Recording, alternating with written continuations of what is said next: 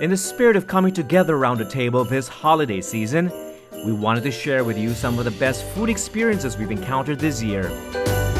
In this episode, we list the top 25 food moments of 2018. Those that we've already aired and are still about to air. These are the gastronomic experiences we cherish the most because of quality and taste, provenance and traditions, and the stunning scenery of the destinations we found ourselves in while enjoying a meal.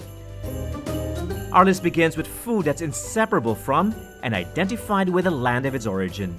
So join me, I'm David Celdran, for another holiday edition of Executive Class.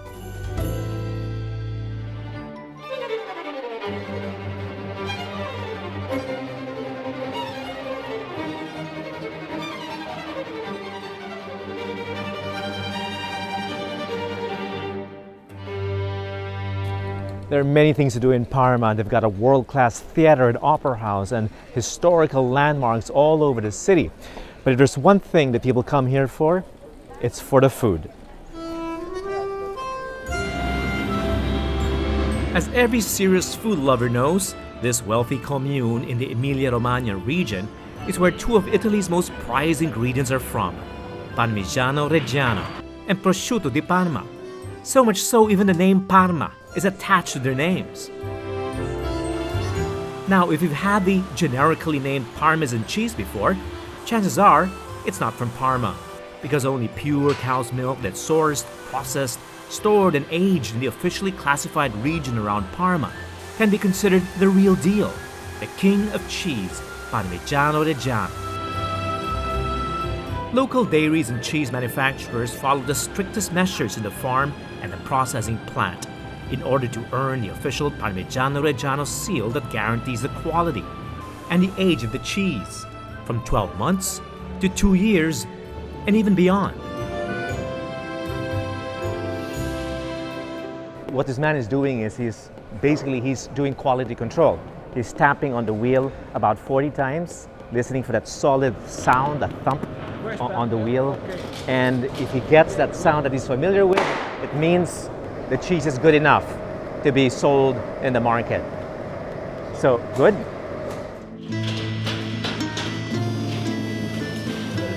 The one other ingredient Parma calls its own is prosciutto di Parma, which is not the same as generic Parma ham, because like official Parmigiano Reggiano, the world's famous cured ham from Parma must follow stringent controls to ensure its authenticity and quality, steps that begin with the source of the pigs, and most critical of all, the artisanal, often handcrafted process required to salt, cure, and dry age the hams to produce a silky texture, fine marbling, and beautiful taste and aroma of certified prosciutto di Parma.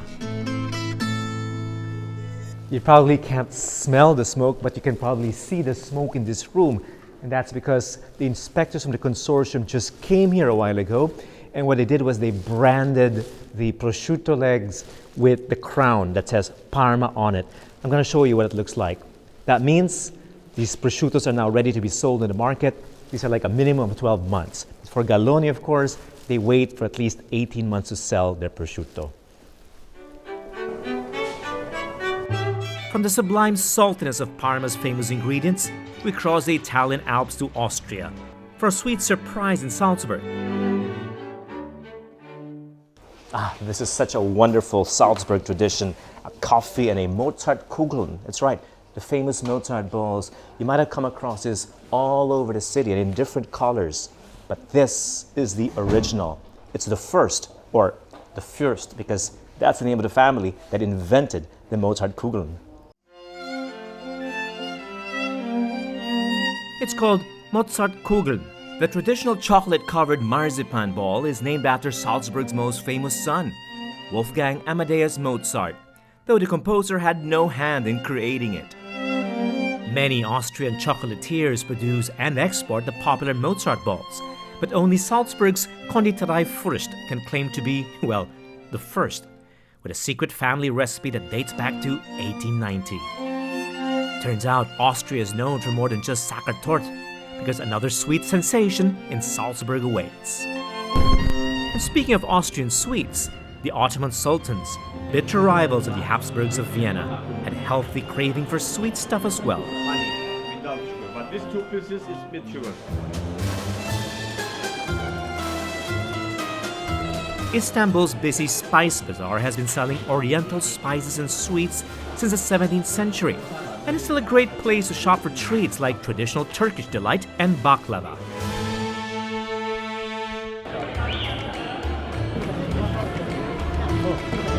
Not to be missed, Istanbul's oldest coffee house. It's impossible to miss if you follow the smell of coffee roasting and the long line of people queuing. Now, the wonderful thing about the Spice Bazaar or Egyptian Bazaar is that it's locals who really shop here. Locals. You'll find many tourists, of course, but this is where the locals come to shop.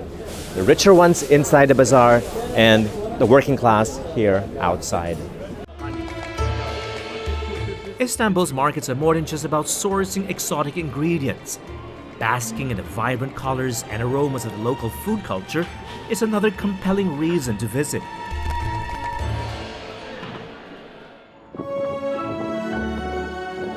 Perhaps only the Italians can match the energy of a Middle Eastern bazaar, and in the case of Sicily, even surpass it. The geographical proximity and historical ties between both countries are the reason why. But the Sicilians in Catania seem to be a lot more passionate about their trade, at least when it comes to fish. For everyone else, Catania's stunning Baroque architecture may be the main reason for visiting the Sicilian city. But for foodies, a detour to its lively fish market is definitely another.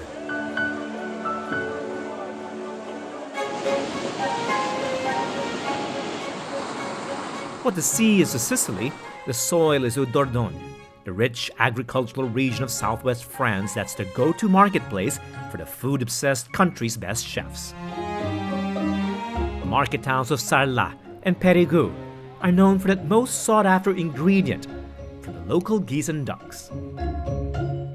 Now this is a real treat. When in Périgueux City, you must try their foie gras de canard.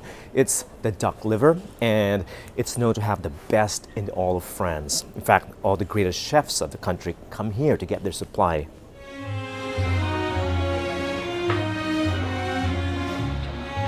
The local luxury made of liver fat comes in a variety of forms and flavors, but they all adhere to standards that qualify them as certified Périgord foie gras, the best in France. So here's the thing to remember. Périgord is more than just about foie gras. They also make fantastic cheeses here. The cows in the region produce really beautiful cheese, including this very creamy one. Marvelous. Food is so central to the local culture. Anywhere you turn, you're bound to bump into a charcuterie or fromagerie on the street. So yes, you can ditch the Michelin guide because pretty much any restaurant here will offer the same quality ingredients sold in the markets of town. Apart from fantastic ingredients, a fabulous setting helps create a memorable meal. In 2018, there were so many views we remember fondly, sometimes even more than the food quality.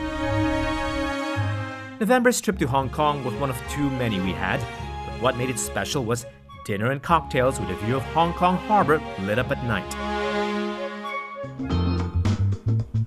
The Aqua Luna experience may sound touristy, but it's still one of the only ways to sip and swoon with a 360-degree view of the Hong Kong and Kowloon skylines.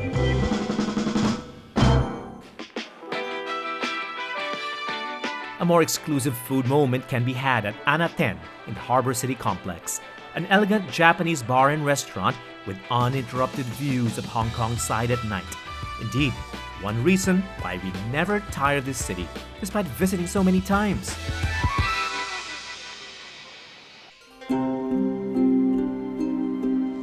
Like a good or bad breakfast, a view can make or break the start of day. Without returning to my notes, I can't quite remember what I had that day, apart from it being a traditional Javanese breakfast with ingredients picked from the Plataran Borobadur's own garden and galangal, a local herbal drink. What I won't forget, though, is how perfect it all seemed dining on the restaurant's patio, in full view of Borobudur, Indonesia's world-famous 9th century Buddhist temple, built in the middle of the central Javanese jungle.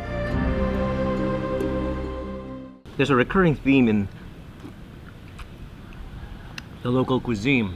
You have ingredients like turmeric, you have chicken floss, you have fried shallots, a lot of egg in the cuisine.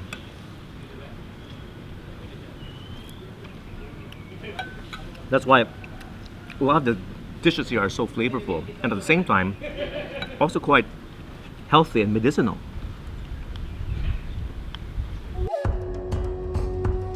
A healthy Indonesian breakfast, by the way, is exactly what you'll need to scale Borobudur's 9 stacked platforms and hundreds of steps to catch the breathtaking scenery of rainforests and volcanoes on the temple summit. Sometimes all it takes is a view so majestic to make the simplest meal sublime. The Bedouin midday meal is as modest as it gets. Fresh baked flatbread, grilled vegetables, that's it. This is eggplant, onions, and tomato.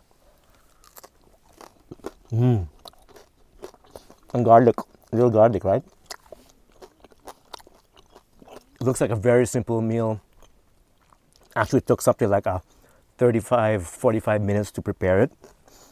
This is what you call the original slow food movement, 3,000 years ago. There's coffee or tea afterwards, but nothing else. Yet, in the midst of the wide expanse of Israel's Negev desert, who really cares? The view is more than enough to fill you, if not with calories, with wonder and amazement for sure. The Bedouin remind us that today's fashionable slow food and locavore movements are nothing new, and indeed, food that travels less will often taste best.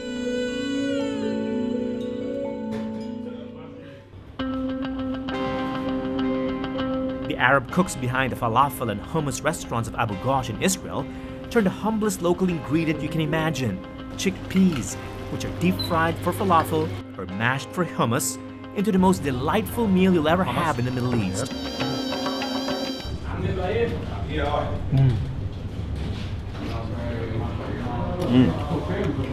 So creamy, so rich and flavorful, and with a little bit of the spice on it. It's got this really nice kick. If there's one thing so clear to us this year, it's that Arab cuisine is truly delicious. We got a taste of its North African variety a few weeks ago in the city of Marrakesh in Morocco. If you don't let the belly dancer distract you from the food, you'll be amazed at the layers and layers of flavors and spices of classic Moroccan cuisine, in tagine cooking especially. This is what I've been waiting for. This is what's called a tagine. It's the name of the dish. It's also the name of this cone-shaped platter. Most local restaurants serve tagine meals, a choice of meat or seafood, though never pork. The unique shape of the glazed earthenware cover returns moisture to the bottom to avoid drying out the food. It's a Berber invention. It's truly fantastic. The food is slow cooked inside the tagine, and that's why it's so flavorful and tender. The Swiss have snowy Alps, not sandy deserts, but like the Moroccans, they've invented a simple technique that uses slow heat and a portable stove to keep their beloved local cheese from hardening too quickly. The pot design and cooking technique have been used all over the world, but as Genevois insist, there's only one way to do it, by mixing local wine with local cheese, the Gruyere variety from La Roche specifically, close to where fondue was invented in the 17th century.